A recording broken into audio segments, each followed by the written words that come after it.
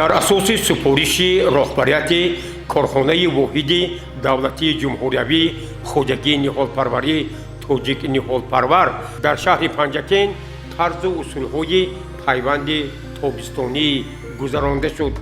мақсаду мароми ин тадбири агротехникиро саркишоварзи корхонаи воҳиди давлатии ҷумҳуриявии тоҷик ниҳолпарвар Мирзо Ворисов аз ҷумла ба мо чунин шарҳ дод. супориши вазорати кишоварзӣ ва корхонаи воҳиди давлатии хоҷагии ниҳолпарвар мо тасмим гирифтем ки дар 13 хоҷагии зерсохтор ки дар 13 манотиқи ҷумҳурӣ мавҷуд ҳастанд тарзи дуруст гузарондани пайванди тобистонаро гузаронем. бо супориши корхонаи болоӣ хоҷагӣ бояд имсол ба миқдори 687710 беғ пайванди тобистонаро гузаронданд. гузарондани пайванди тобистона яке аз корҳои муҳими хоҷагии ниҳолпарвар ба ҳисоб меравад. хоҷагиҳо дарахтҳои мевадиҳандаро бо ду тарз зиёд мекунанд, яке бо навъи тухмӣ, дигаре бо тарзи нашвӣ.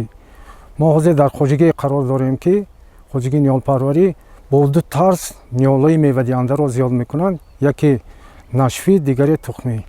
мана ҳозир майдоне ки мо дар инҷо истодем ва тарзи дуруст гузарондани пайванди тобистонаро нишон доданд, ин майдон дар решаи нашвӣ буда м106 аз ин ниҳолҳои миёнақад истеҳсол мекунанд ки дар ҷумҳурӣ ба он ниҳолҳо талаботҳои хеле зиёд доранд. ҳамин тавр дар хоҷагии давлатии фаръии ниҳолпарварии шаҳри Панҷакен бо иштироки мутахассисон тарзу усулҳои анҷом додани пайванди тобистонӣ гузаронида шуд. аз ҷумла пайвандгар Шодимурод Раҷабов андешаҳои хешро дар бораи аҳамияти пайванди тобистонӣ ин тавр баён кард ва ҳамзамон тарзи пайванди тобистониро ба таври амалӣ нишон дод. ман имрӯз тарзи пайванди тобистона дуруст гузарондани пайванда имрӯз мана нишон медиҳам. барои гузарондани пайванди тобистона якумин навди солим дар кор, дуюм чиринки солим. вақте ки мо чиринкаи солиму навди солим бошад, пайванди мо ҷудо ба сифат талаботи ва ниҳол ба ҷавобгӯ аст. манин тарзи буриши ниҳол, мана тарзи гирифтани чиринка аз 5 миллиметр то 7 миллиметр мешуд.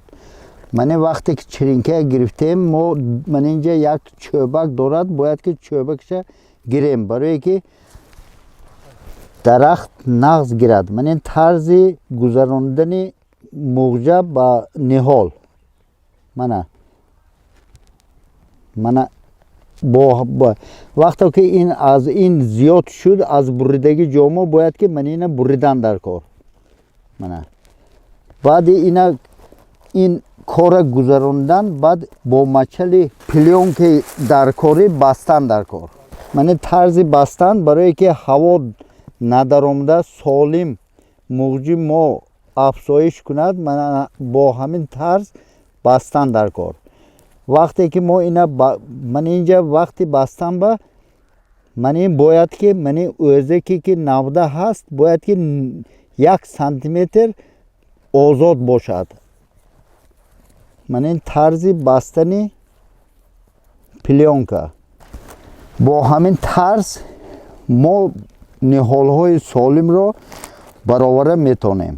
саркишоварзи хоҷагии давлатии фаръии ниҳолпарвари шаҳри Панҷакен Шаҳобиддин Комилов низ дар ҷарони ин тадбири агротехникӣ пиромони сирҳосил ва интихоби навъҳои нави меваҳо пайванди тобистониро хеле муҳим арзёбӣ кард.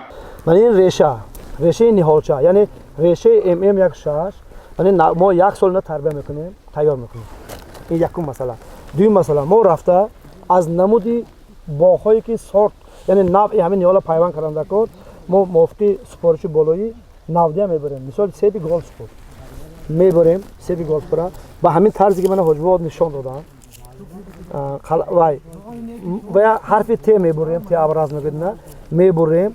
мана муғҷае ки чихел ки мана ҳоҷибод часпондасем, муғҷа аз ин дарахт гирифта ҳамаҷо мечаспонем. бо пленки полиэтилении мустаҳкам маҳкам мекунем. фақат ҷои чашмака юхшода мемонем. Мана ҷои чашмак намоён меистад. дар муддати 10-15 рӯз ин мечаспад. дар бораи фаъолияти хоҷагии давлатии фаръии ниҳолпарварии шаҳри Панҷакин сарвари он Эраҷи Талаб ба мо чунин иттилоъ дод. хоҷагии давлатии фаръии ниҳолпарварии шаҳри Панҷакент ҷиҳати иҷрои қарори ҳукумати ҷумҳурии Тоҷикистон дар бораи барномаи рушди соҳаи боғу токпарварӣ дар ҷумҳурии Тоҷикистон барои солҳои 2016-2020 саҳми арзандаи худро гузоштааст. ниҳолҳои хушсифати мевадиҳандаву ороишӣ парвариш намуда истода, пешкаши харидорону боғпарварон гардонда истодааст. соҳаи ниҳолпарварӣ яке аз самтҳои асосии муҳими кишоварзӣ ба ҳисоб рафта. таъмини боғпарварон бо ниҳолҳои стандартӣ ва дар ин замина навъу ниҳолҳои хоҷагии мо ба дақиқ будани сифатнокии онҳо кафолат медиҳад. хоҷагӣ соли 1936 ташкил ёфтааст, ки самти асосии фаъолияти он ниҳолпарварӣ ба ҳисоб рафта. майдони умумии зиёда аз 7 гектар замини ниҳолпарварӣ доро мебошад. хоҷагӣ дар як сол на кам аз 60-70 ҳазор беғ ниҳолҳои мевадиҳандаро пайванд мегузаронад ва ба сифати пайванд диққати аввалин дараҷа зоҳир мекунад. ба талаботҳои имрӯзаи боғдорону боғпарварон саъи кӯшиш намуда истодаанд, ки ниҳолҳои вегативии миёнақади себ аллакай дар хоҷагии мо миқдори зиёдро доро мебошад ва мо кӯшиш намуда истодаем, ки аз ин ниҳолҳои себи вегативӣ пайванд гузаронда барои миқдори ниҳолҳои интенсивии себро дар худи хоҷагӣ зиёд намуда ба дигар ноҳияҳои ҷумҳурии Тоҷикистон пешкаши харидорону ё ин ки боғпарварон намоем. ҳамин тавр ба таври амалӣ нишон додани пайванди тобистона имкон медиҳад, ки мутахассисони соҳаи боғу токпарварӣ аз таҷрибаи нави олимон, хоса мутахассисони корхонаи воҳиди давлатии ҷумҳуриявии тоҷик ниҳолпарвар ва хоҷагии давлатии фаръии ниҳолпарварии шаҳри Панҷакин ба таври хеле самаранок истифода намоянд.